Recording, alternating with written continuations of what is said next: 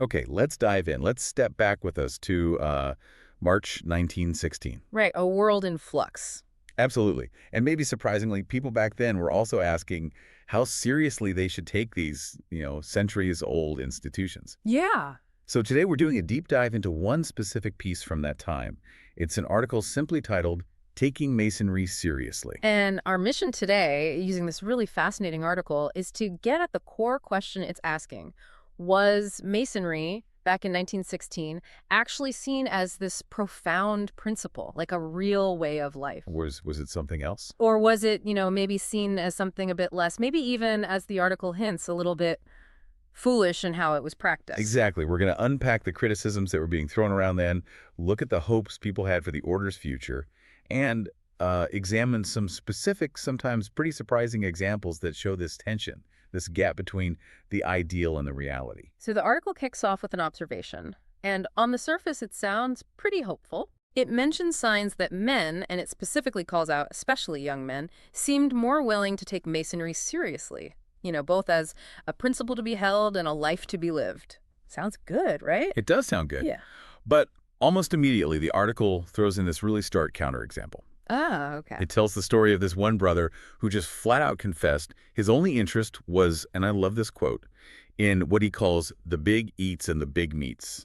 Wow. Just the food and the social gathering. Pretty much. Just show up, eat, hang out. And what's really interesting is how the author reacts to that. They don't mince words at all. No, they basically say, look, a mistake was made letting this guy in. He's in the wrong queue. He has zero interest in the intellectual side, or, and this seems key, the opportunity for practical human ministry that Masonry was supposed to offer. Right. It even looks back to what it paints as a tougher era, suggesting lodges needed the kind of courage that old-time Masons had. What kind of courage? The courage to basically tell guys like that, nope, you're unworthy, and send them back to the guilds.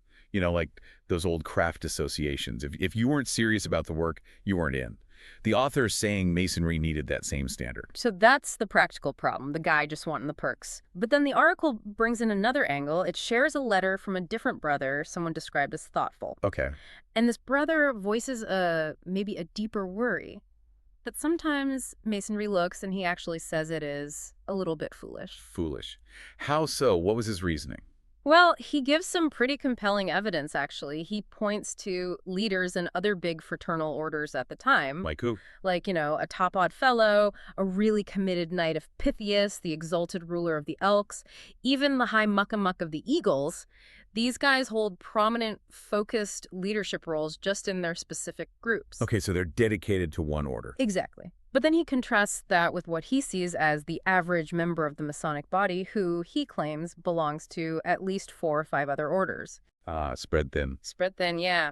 And he uses this incredible analogy to get across that feeling of seeing Masons involved in so many different things, suggesting maybe a lack of a central identity or focus compared to the others. What's the analogy? He writes, and this is quite something, for the Jew to attend early Mass, for the Catholic to be superintendent of the Presbyterian Sunday School, for a leading Methodist to expound the Talmud to a boys' class in the synagogue, might be highly desirable, yet nonetheless inexplicable. Wow. Okay, that's powerful. It really drives home his point, doesn't it?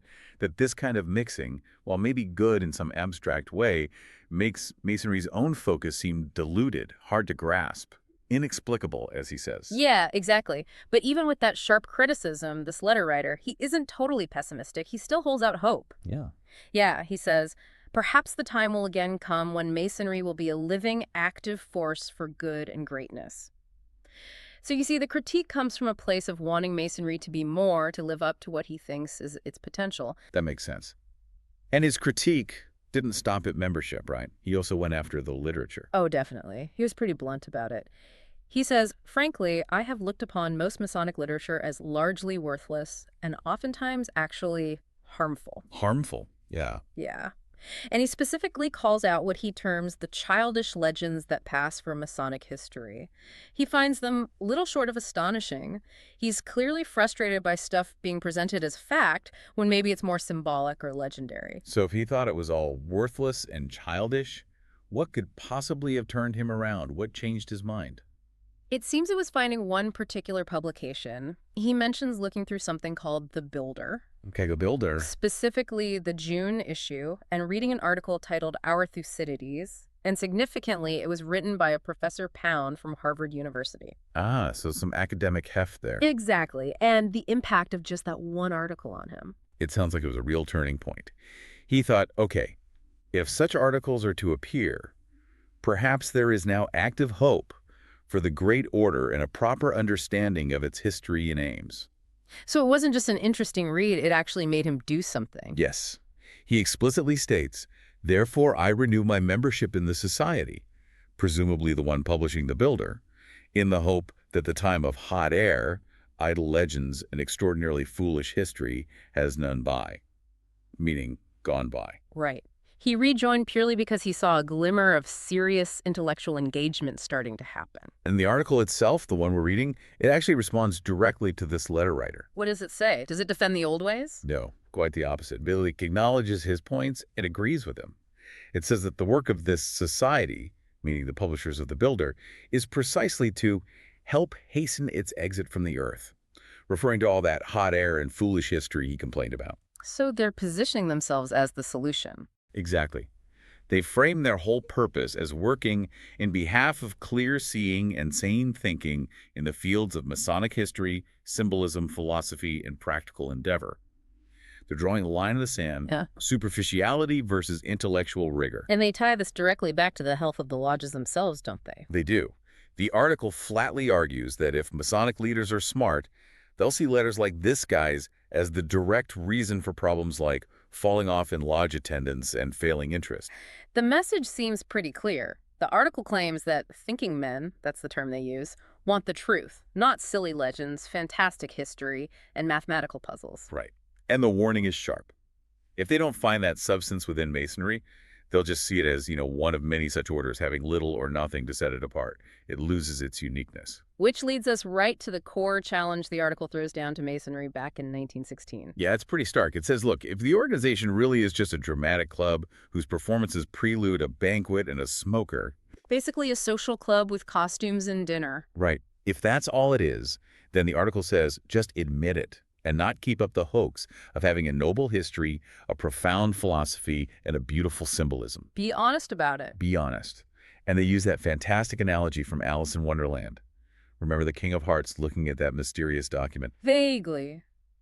What was it? He says, if there is nothing in it, we are saved a lot of bother, as we need not try to find it. Huh.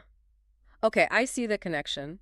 If Masonry's claims of depth are empty, why bother digging? Exactly. It's a really provocative point. Just admit it's superficial, if that's the reality. But naturally, the article offers the other path, the one it clearly prefers. Which is? If, and it's a big if based on the context, if Masonry actually has anything of value to teach men, has any real purpose and definite mission, then the responsibility shifts. To the members. To the members. Then, the article says, it surely behooves us to study it and rededicate ourselves to its service. The seriousness has to come from them. And this whole push for seriousness, this debate, it wasn't just happening inside this one article, right? The piece itself mentions outside feedback. That's right. Towards the end, in a section called Briefer Notes, it gives us some external validation. It shows that this effort, likely centered around the builder, was getting noticed and appreciated elsewhere. Who are they hearing from? They quote someone described as our friend, the distinguished editor of the Occult Review. The Occult Review. Interesting. What did he think? He apparently gave some very positive feedback on the builder. He specifically called their December issue the best we have so far issued. High praise. What did he like about it? He said it almost embraces the whole field of the subject general, which brought the society into being. He called it a memorable number, finishing a memorable year's labor, and said he was looking forward to greater things to come. So, a strong endorsement of their direction. Did he mention any specific content? Yes, he did. He highlighted a few articles for particular note. One was by a Brother Ball on the Hieramic legend and the lost word, central symbolic stories in Masonry. Right, key stuff. And another was a short essay by Brother Gage on building designs. Architecture and symbolism related, maybe. Possibly. He also mentioned being particularly interested in something Brother Lubbinger wrote about the old Temple of Heaven in which the Scottish Rite degrees were conferred. The Scottish Rite, another major branch. So he is definitely paying close attention to the details. Absolutely. So his overall take, coming from this outside, maybe somewhat unexpected perspective, Yeah. was very positive. He apparently congratulates us on the excellent index and pronounces the work of the year good from first to last. So it seems like putting out that serious, thoughtful material was actually attracting the kind of positive attention they hoped for, validating their whole argument. It really reinforces that point, doesn't it? That providing substance was seen, at least by some, as crucial for engaging those thinking men and keeping the institution relevant beyond just being a social club. So if we pull back from this specific 1916 snapshot, Yeah. you can really see the core tension they were grappling with laid bare. Yeah, this divide. Was Masonry going to be content as basically a superficial social group, the big eats and big meats crowd? Or did it possess something genuinely profound, a purpose that actually demanded serious study, real intellectual effort,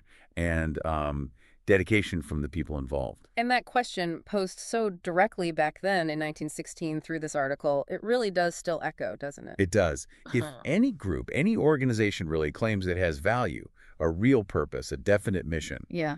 what does that claim implicitly demand from you as a member? What's your responsibility? Exactly. What's your responsibility? It's definitely something worth thinking about, both then and, well, right now.